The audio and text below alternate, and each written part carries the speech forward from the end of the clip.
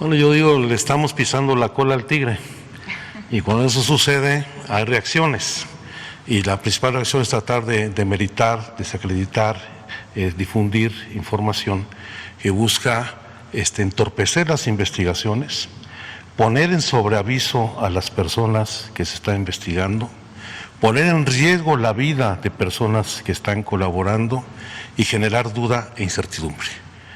Pero eso no nos va a frenar.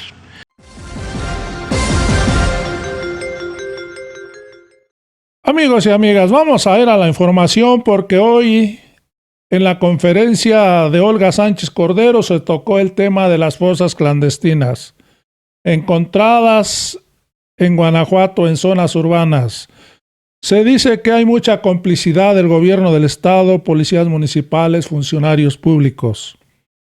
No hay otra explicación que se estén encontrando cientos de fosas clandestinas.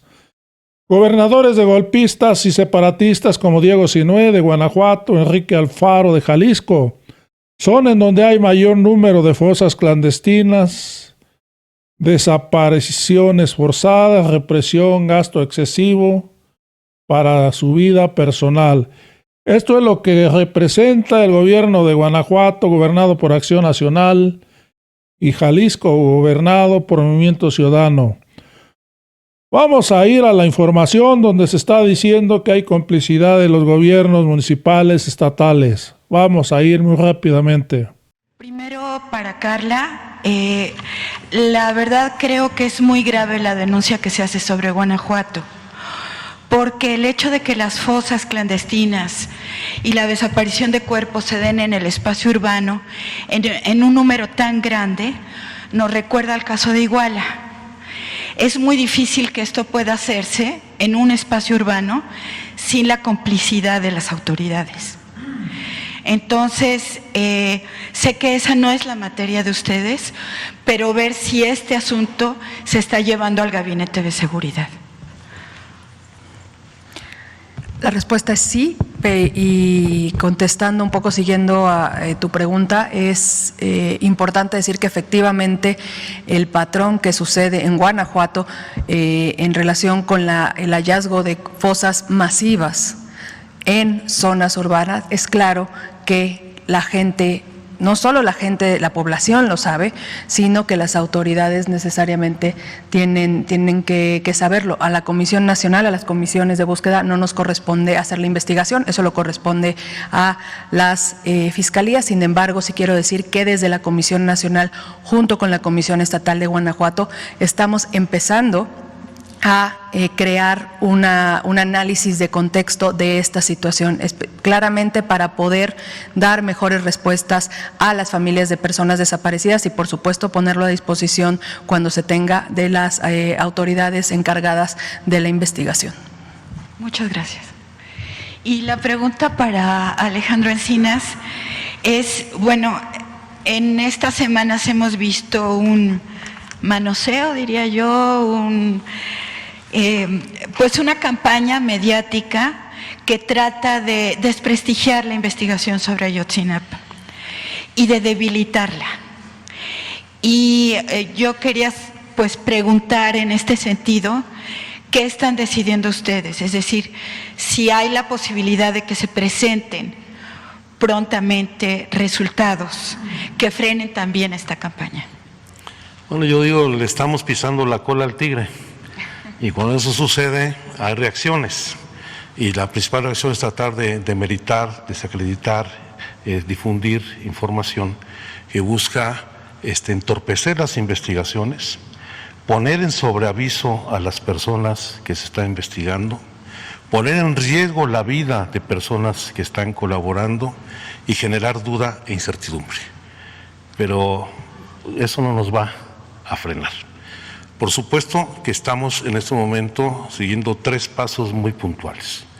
Continuamos con el objetivo de romper el pacto de silencio y eso tiene que ver con todo el acopio de información, no solamente de la que ha entregado ya prácticamente toda la administración pública, autoridades locales, sino también y de manera particular testigos o gente que fue partícipe de esos hechos. Y junto con ello estamos pasando, haciendo información, el romper el pacto de silencio, a la judicialización de todo el proceso. Creo que la unidad especializada que se ha integrado en la Fiscalía General de la República, encabezada por Omar Gómez Trejo, está haciendo un trabajo muy serio, diligente y profesional, que merece todo nuestro reconocimiento y cuenta con todo nuestro apoyo, respetando el ámbito pleno de sus competencias. Y finalmente, el tercer eje de los trabajos continúan siendo las labores de búsqueda. Estamos atendiendo toda la información y todo indicio que nos pueda conducir a conocer el paradero de los muchachos. Entonces, podrá haber infiltraciones, podrá haber periodicazos, pero nosotros vamos a seguir haciendo nuestro trabajo, apoyando a la Fiscalía General de la República, contando con la colaboración del GIEI, el seguimiento que hace la Oficina de la Alta Comisionada de Naciones Unidas en materia de derechos humanos y la Comisión Interamericana de Derechos Humanos, pero particularmente en atención al compromiso que el presidente de la República ha establecido con los padres y madres de los muchachos desaparecidos para conocer la verdad y hacer justicia. Muchas gracias. Y para Olga, una pregunta con respeto. Hay una situación, y es que si uno ve el mapa del mundo, en todo el hemisferio norte es ya legal el aborto, es decir, en los países más desarrollados se ha despenalizado la decisión de nosotras sobre decidir sobre nuestros cuerpos, ¿no? Y desgraciadamente el lugar del mundo donde se practican más abortos es América Latina. Y solo muy pocos países de América Latina, Puerto Rico, Cuba, ahora Argentina, pues han legalizado el que podamos decidir. Entonces la pregunta es, ¿realmente se está acercando este momento para México? Ya en la Ciudad de México es legal, en Oaxaca es legal. ¿Estaría de acuerdo con impulsar una consulta de manera que se reúnan firmas para pedir que se haga la consulta, firmas de mujeres, y que además tengamos claro que el hecho mismo de la consulta implica que se conozcan los derechos de las mujeres en las comunidades más alejadas y en todas partes, porque aquí hay un desconocimiento muy grande por parte de muchas mujeres también de que tenemos derechos. Entonces, ¿cómo podríamos hacer? Porque realmente el que se discuta en los congresos locales es importante, pero es más importante que se discuta en la población, porque esto podría disminuir incluso el feminicidio, haciéndonos pues sujetos de derecho a nosotras, ¿no? Entonces, ¿cómo podría hacerse esto? ¿Qué opina de la posibilidad de una consulta sobre la despenalización del aborto? Yo creo que el movimiento feminista es un movimiento muy importante, que tiene muchas décadas. Tú también perteneces al movimiento, yo también pertenezco al movimiento. Yo creo que aquí tengo que matizar lo que tú estás diciendo, porque tú dices legalizar, yo digo despenalizar. Creo que el tema, más que legalizar, como también legalizar la marihuana o legalizar, es despenalizar las conductas. Y, por ejemplo, en la Ciudad de México, el aborto sigue tipificado, pero sigue tipificado después de las 12 semanas de embarazo. Es decir, ¿por qué? Pues porque pone en riesgo la vida de la madre posteriormente y por muchas razones de carácter no solamente científico, sino también de carácter para la mujer, para su misma salud y para algunas otras circunstancias, no está despenalizado en su totalidad, está despenalizado solamente durante los 3 primeros meses, durante las 3 primeras 12 semanas. Eso es un matiz también importante. Y por otra parte, y yo creo que, como lo dije yo en la Corte, y lo sigo sosteniendo, le toca al legislador determinar las modalidades de las conductas que tipifica. La modalidad de la conducta que tipificó el legislador de la Ciudad de México fue esa, seguir penalizando la conducta solamente que no la penaliza en los 3 primeros meses. Y creo que el matiz es importante. En ese sentido, yo pienso que debemos avanzar por muchas razones, porque la primera es que evitaríamos las muertes de muchas mujeres, porque si van a clínicas clandestinas o si se practican ellas mismas el aborto, como lo hemos visto en tragedias terribles, pueden morir inclusive, están poniendo en riesgo su propia vida. En segundo lugar, porque me parece que es volver a criminalizar a una mujer el hecho de sujetarla a un proceso penal y finalmente privarla de su libertad por haber, digamos, cometido esta conducta. Pero más allá de esto, me han dicho, sí, pero a lo mejor, que muchas de las personas dicen, a lo mejor la sentencia o la sanción, imagínate, es una sanción de carácter psicológico, pues como si tuviera un tema psicológico. No, no es eso, es sujetarla a un proceso penal, criminalizarla.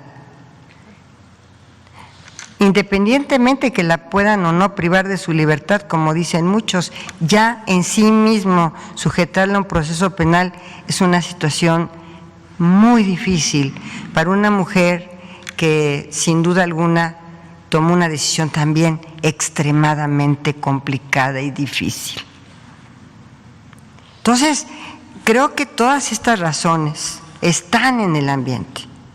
Si yo pudiera preguntarles a toda la población, ¿quieres que una mujer sea criminalizada y privada de su libertad por haber realizado esta conducta, por haber cometido esta conducta? Yo creo que la enorme mayoría de la población va a decir no.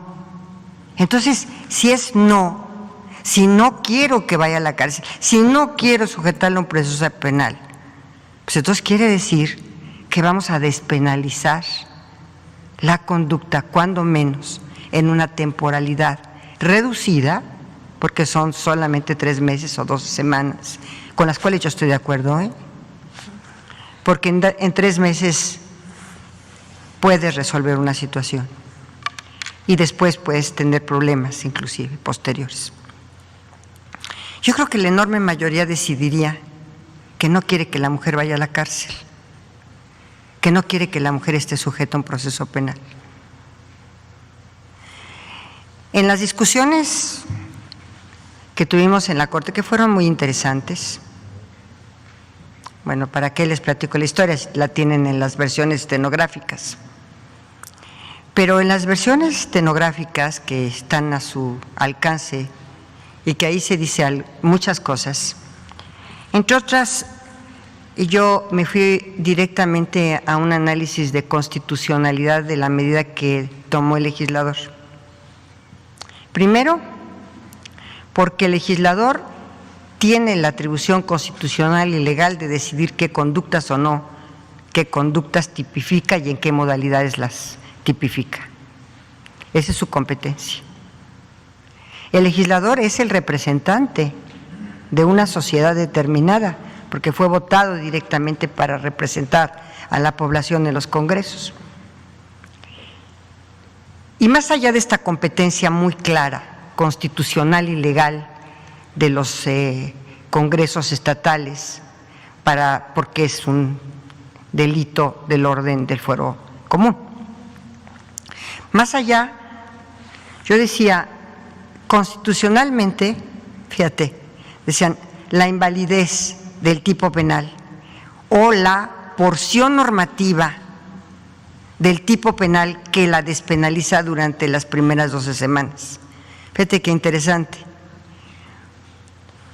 Entonces yo sostuve, bueno, si se va a invalidar el tipo completo o se va a invalidar una porción normativa del tipo penal que ya el legislador decidió darle esa modalidad. Y la respuesta es, por supuesto que solamente se va a invalidar o que se pretendía invalidar en esta acción de inconstitucionalidad solamente la porción normativa, lo cual era sumamente complicado desde el punto de vista constitucional, porque si no se hacía así, se iba a invalidar la totalidad del tipo.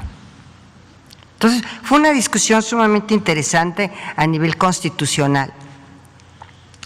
Y obviamente la salud de la mujer, obviamente sus derechos, obviamente la no criminalización de su conducta y que no sea privada de la libertad, porque pues a quien la embaraza sigue tan campante en las calles y haciendo lo mismo con otras mujeres.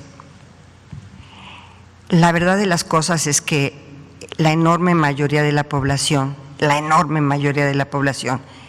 creo que decidiría que la mujer no debería de ir a la cárcel ni sujetarse a un proceso penal. Por eso es el matiz. Creo que el matiz es importante, no la legalización, la despenalización con ciertas modalidades. Tú no puedes abortar a los 8 meses o a los 9 meses o a los 7 meses, porque pues ya, digamos, ya es otra situación muy distinta hacerlo dentro de los primeros 3 meses o 12 semanas. No sé si te di la respuesta puntual de lo que yo estoy pensando. Gracias. Hoy estos dos estados, Guanajuato y Jalisco, gobernados por la alianza separatista de estos gobernadores golpistas al gobierno de López Obrador, son los que ocupan el primer lugar en homicidios en fosas clandestinas. Esta es la forma de gobernar de la oposición. Amigos y amigas, no tienen vergüenza que todavía se atrevan a criticar a este gobierno cuando ellos no han podido poner el ejemplo. Son los estados más violentos de todo el país. Amigos y amigas, me despido de esta información. Ya sabes, si te gustó, suscríbete a este canal. Nos vemos en el próximo video.